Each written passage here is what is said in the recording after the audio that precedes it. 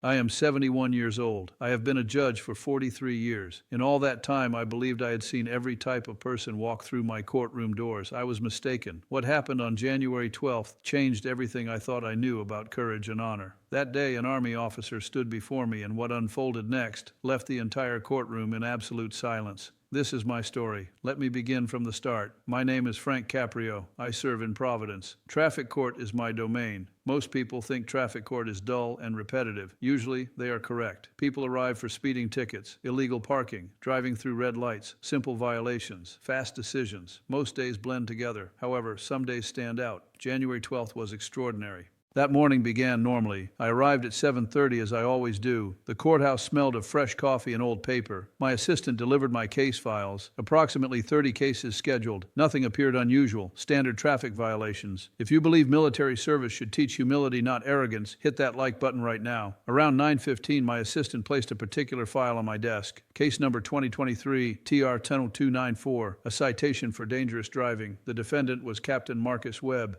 age 38. His profession immediately caught my attention. Army officer, infantry commander, combat veteran, 14 years of military service. Military personnel receive traffic citations occasionally. They are human beings. They make errors. However, when an infantry captain appears in traffic court, it typically indicates something serious occurred. I examined the details carefully.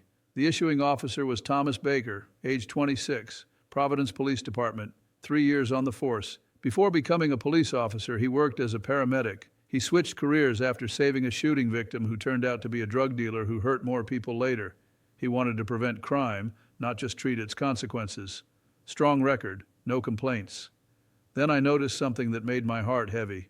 The file mentioned his younger sister, Sarah Baker, age 22, Army specialist, served in Afghanistan, killed in action 8 months ago, roadside bomb. She died serving her country. I have 3 children.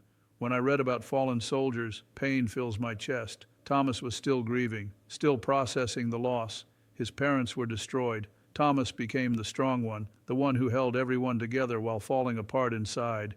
Drop a comment if you have ever lost someone who can never be replaced. The incident happened on January 3rd. Afternoon time, around 3:20. Thomas was working traffic enforcement on Highway 195. Clear weather, normal traffic flow. Posted speed limit 65 miles per hour. A red Ford Mustang came speeding past his position. Thomas clocked it at 98 miles per hour, 33 miles over the limit. Dangerous speed, weaving between vehicles, cutting people off. That is not simple speeding. That is risking lives. Thomas activated his emergency lights, began pursuit. The Mustang did not stop immediately. It continued speeding, changed lanes aggressively, nearly caused 2 accidents, finally pulled over after almost 3 miles.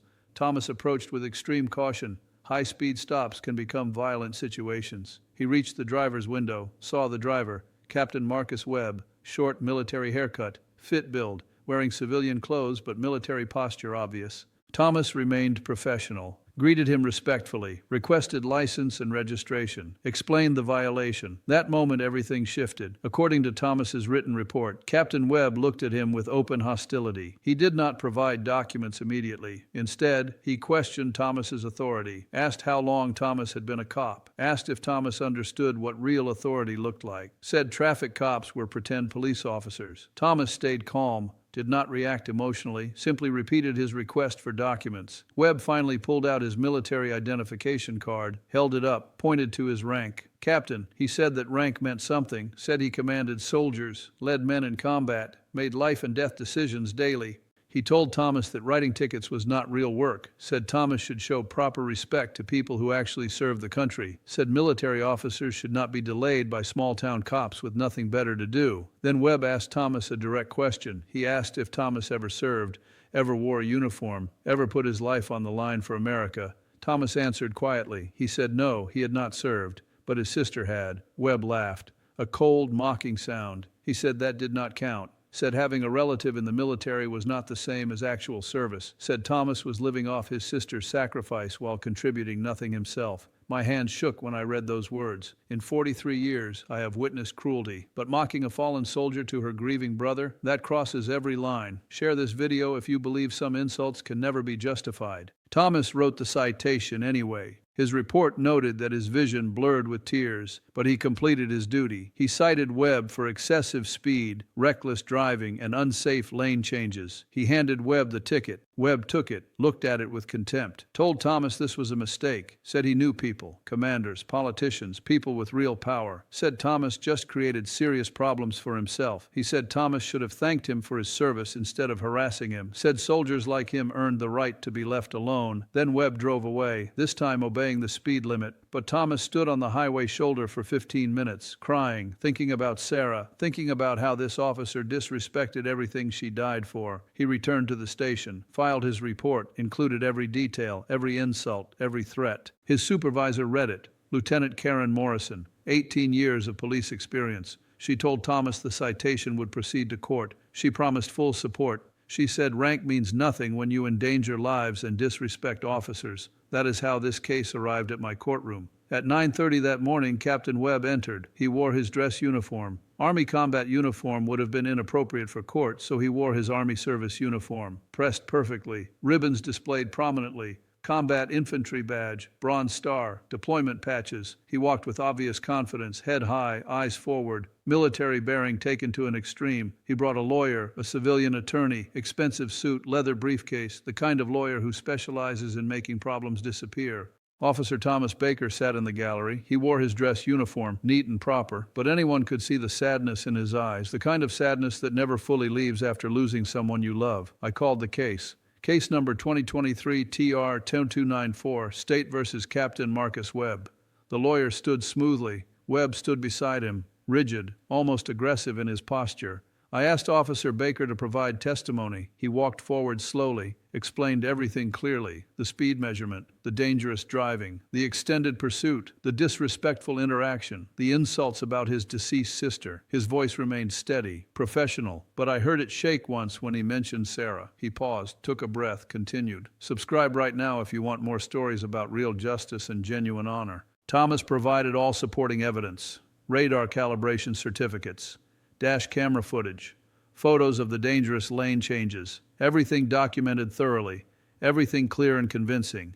I have heard thousands of testimonies. Experience teaches you to recognize truth. Thomas Baker was telling the absolute truth. I had no doubt. Then came Captain Webb's defense. His lawyer began speaking. Smooth voice, practiced arguments. He claimed the radar might have malfunctioned, suggested the speed reading was inaccurate, said Captain Webb was an experienced driver with advanced tactical driving training, said the lane changes were executed safely using military precision. Then the lawyer addressed the conversation. He admitted Webb's tone was harsh, but he claimed Thomas misunderstood, said Webb was simply explaining the pressures of military command, said no insult was intended. I stopped him. Counselor, did your client mock Officer Baker's deceased sister who died serving in Afghanistan? The lawyer hesitated, checked his notes. Your Honor, my client may have made an insensitive comment in a moment of frustration, but I interrupted again. Yes or no? Did he mock a fallen soldier? The lawyer looked at Webb. Webb stared straight ahead. The lawyer answered quietly, Yes, Your Honor, but context matters.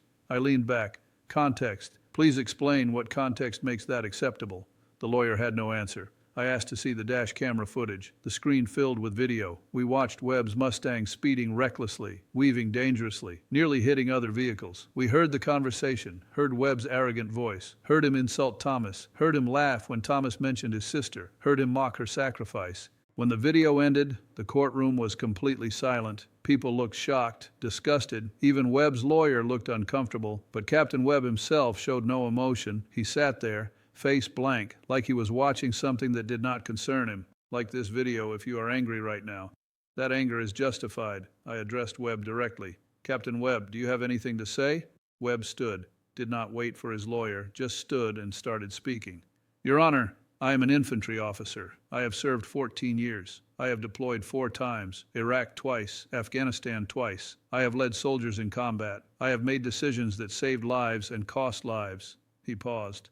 I drive fast sometimes because I am trained to operate vehicles in combat zones. I react quickly because that training is automatic. Officer Baker is a traffic cop. He does not understand operational tempo or high-pressure decision-making. I listened without interrupting. Webb continued. Regarding my comments about his sister, I meant no disrespect to her service. I was making a point that family connection to the military is different from actual service. That is a fact, not an insult. He looked directly at me.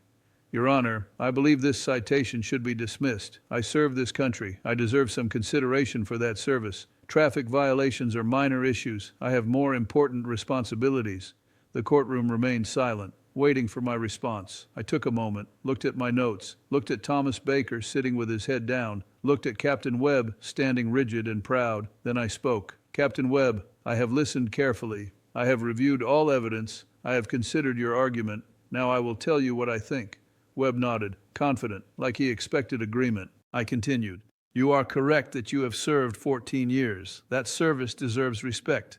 Your deployments matter. Your leadership matters. Your sacrifices matter. Webb's face showed satisfaction. However, I said, my voice hardening, none of that gives you the right to endanger innocent people on our highways. None of that allows you to disrespect a police officer doing his duty, and absolutely nothing justifies mocking a fallen soldier to a grieving brother. Webb's expression changed. I kept going. You drove 98 miles per hour in a 65 zone. You weaved between cars filled with families. You nearly caused accidents that could have killed people. You did this because you were in a hurry, because you thought your time was more valuable than their safety. I looked at the file again. Then when Officer Baker stopped you professionally, you insulted him, questioned his authority, threatened his career, and when he mentioned his sister who died in Afghanistan, you laughed at him. My voice rose slightly. His sister died wearing the same uniform you wear. She made the ultimate sacrifice, and you mocked that sacrifice because you were angry about getting a traffic ticket. Comment below if you think some actions reveal a person's true character. Webb shifted uncomfortably. His lawyer put a hand on his arm. Webb shook it off. I continued. Captain, you claim traffic violations are minor issues compared to your important responsibilities. Let me tell you about responsibility. Officer Baker's responsibility is keeping our roads safe, protecting families, preventing accidents. That is not minor work. That is essential work. I paused. You also said family connection to military service is not the same as actual service. You are correct. But do you know what it is? It is sacrifice of a different kind. Thomas Baker lost his sister. His parents lost their daughter. They live with that pain every single day. That pain is real service to this nation, too. The courtroom remained frozen, every person focused on my words. I looked at Thomas. Officer Baker, would you please stand? Thomas stood slowly, uncertain. I addressed the courtroom. This officer lost his sister 8 months ago. Sarah Baker, Army specialist. She was 22 years old. She died when her convoy hit a roadside bomb in Afghanistan. She died protecting people she never met in a country far from home. Several people in the gallery wiped their eyes. I continued. Thomas Baker became a police officer to serve his community. He works hard. He treats people with respect. He does his job professionally even when people mock his pain. That is honor. That is real service. I turned to Webb. Captain, you wear ribbons on your chest. You earned them through service, but today you dishonored every single one of them. You used your uniform as a weapon. You treated your rank like armor. You forgot that the uniform represents values, not privileges. Webb's face had turned red. His jaw was tight. Then something unexpected happened. The courtroom door opened. A man entered. Older, perhaps 65. He wore a veteran's cap. VFW post number on it. American flag pin. He walked with a slight limp. He approached the bench. Your Honor, I apologize for interrupting. May I speak? I hesitated. This was highly irregular, but something told me to allow it. Please identify yourself first. The man spoke clearly. My name is Colonel Richard Hayes, United States Army, retired, 30 years of service. I was Captain Webb's commanding officer during his second deployment to Afghanistan. The courtroom buzzed with whispers. Webb's face went pale. Share this with anyone who believes the truth always finds a way to surface. Colonel Hayes continued. Your Honor, I was in the gallery waiting for my own case. Parking violation. I heard everything. I felt compelled to speak. I nodded. Please proceed, Colonel. Hayes turned to face Webb. Marcus, I taught you better than this. I taught you that rank is responsibility, not privilege. I taught you that the uniform demands higher standards, not lower ones. I taught you that civilians are the people we protect, not people we look down on. Webb stared at his former commander, silent. Hayes kept talking. I remember when you were a young lieutenant, eager, respectful, humble. You understood that leadership meant service. What happened to that officer? Webb tried to speak. Hayes held up his hand. I heard you mock a fallen soldier today. Sarah Baker. I knew her. She served under my command briefly before transferring units. She was a fine soldier, brave, dedicated. She died doing her duty, and you laughed about her sacrifice to her brother. Hayes's voice grew stern. Marcus, that is not just disrespectful. That is disgraceful. You have shamed yourself. You have shamed your unit. You have shamed the uniform. The colonel turned to Thomas. Officer Baker, I served with your sister, briefly, but I remember her. She was exceptional. You have every right to be proud, and you have my sincere respect for how you conducted yourself today, despite this officer's cruelty. Thomas nodded, tears on his face. Thank you, sir. Hayes turned back to me. Your Honor, I apologize for interrupting your court, but I could not stay silent while a former officer under my command disgraced the values I spent 30 years teaching. I nodded slowly. Colonel Hayes, thank you. Your words carry significant weight. Please be seated. Hayes sat down. The courtroom remained absolutely silent. I looked at Captain Webb. Do you have anything to say now? Webb stood there. His confident posture was gone. He looked smaller somehow, diminished. Finally he spoke. His voice was quiet. Your Honor, I request permission to change my plea. His lawyer looked startled, started to object. Webb waved him off. Webb continued. I am guilty of all charges. I drove recklessly. I endangered people. I disrespected Officer Baker. I mocked his sister's sacrifice. I have no excuse. He paused, took a breath. Hearing my former commander, a man I respect more than anyone, call me disgraceful, that broke through something in me. He is right. I forgot who I was supposed to be. Webb turned to Thomas. Officer Baker, I owe you an apology that words cannot express. What I said about your sister was unforgivable. She was a hero. You are a hero for carrying on despite your loss. I am ashamed of myself. Thomas nodded but said nothing. Webb turned back to me. Your Honor, I request maximum penalties. I deserve them. I also request permission to make a public apology to Officer Baker's family, and I will accept any other consequences you deem appropriate. Subscribe and turn on notifications to never miss stories like this one. I considered carefully. This was a genuine transformation, but consequences still mattered. I made my ruling. Captain Marcus Webb, you are guilty of excessive speed, reckless driving, and unsafe lane changes. Total fines are $1,500. Your license is suspended for 1 year. You will complete 100 hours of community service. Webb nodded. Yes, Your Honor, I continued. You will complete that service at the Providence Veterans Center. You will work with families of fallen soldiers. You will hear their stories. You will learn what sacrifice truly means. His eyes widened. Your Honor, I will do that. Thank you. Additionally, you will write a formal letter of apology to the Baker family. You will participate in a leadership ethics program, and you will meet monthly with Colonel Hayes for mentoring sessions. Hayes nodded from the gallery. I looked at Thomas. Officer Baker, you performed your duty with professionalism and courage under extremely difficult circumstances. This court commends you. Your sister would be proud of the man you have become. Thomas wiped his eyes. Thank you, Your Honor. I closed the file. This case is concluded, but I want everyone present to remember what we witnessed. We saw an officer lose his way. We saw a grieving brother maintain his integrity. We saw a former commander remind us what real leadership looks like, and we saw the beginning of redemption. After court, I learned what happened next. Webb went to the Baker family home that evening, met Thomas's parents, spent 3 hours with them, listened to stories about Sarah, cried with them, apologized from his heart. Webb completed his community service, but like many others before him, he did not stop at 100 hours. He kept volunteering every week, meeting with families, listening, learning, growing. Colonel Hayes did mentor him. Monthly meetings became weekly meetings.